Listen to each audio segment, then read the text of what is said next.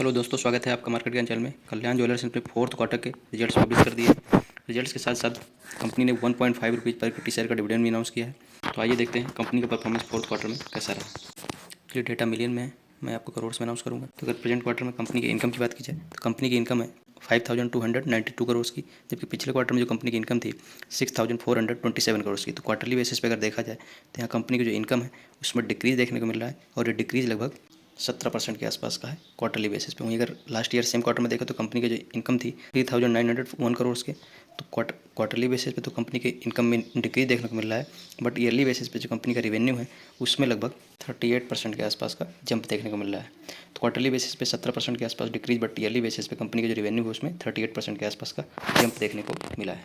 अगर कंपनी के एक्सपेंडिचर की बात करें तो प्रेजेंट क्वार्टर में कंपनी का एक्सपेंडिचर 5143 करोड़ का है। लास्ट क्वार्टर में जो कंपनी का एक्सपेंडिचर था 6135। तो क्वार्टरली बेसिस पे कंपनी ने एक्सपेंडिचर जो है कंट्रोल किए हैं, जबकि लास्ट ईयर सेम क्वार्टर में देखें तो वहाँ कंपनी का एक्सपेंडिचर 3725 करोड़ का था। तो ईयरली बेसिस पे कंपनी का जो एक्सपेंडिचर है वो काफ़ी ज़्यादा मार्जिन में इंक्रीज होते हुए दिख रहा है। उसके बाद अगर कंपनी के प्रॉफिट की बात करें, प्रॉफिट आफ्टर टैक्स, तो कंपनी का प्रॉफिट प्रेजेंट क्वार्टर में 185 करोड़ का, जबकि पिछले क्वार्टर में जो कंपनी का प्रॉफिट था 217 या 18 करोड़ के आसपास। तो कंपनी का प्रॉफिट जो है क्वार्टरली बेसिस पे डिक्रीज होते हुए दिख रहा है, और ये डिक्रीज लगभग 17% के आसपास का है क्वार्टरली बेसिस पे। तो प्रॉफिट में और रिवेन्यू दोनों में 17% के आसपास का यहाँ पे क्वार्टरली बेसिस में डिक्रीज देखने को मिल रहा है। जबकि ईयरली बेसिस पे देखो तो पिछले साल सेम क्वार्टर में कंपनी का जो प्रॉफिट था 131 करोड़ का था।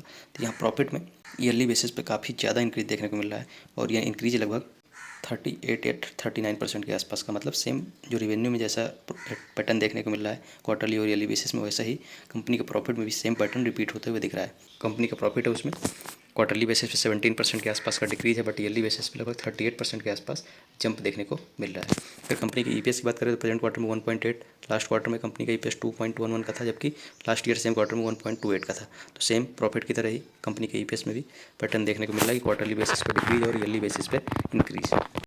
इसके बाद अगर कंपनी की शेयर होल्डिंग पैटर्न की बात की जाए तो प्रमोटर्स की शेयर होल्डिंग में यहाँ पे क्वार्टरली बेसिस पे कोई चेंजेस देखने को नहीं मिल रहा है। 62.85% की शेयर होल्डिंग पिछले क्वार्टर में थी, और प्रेजेंट क्वार्टर में भी सेम रिपीट होते हुए दिख रही है।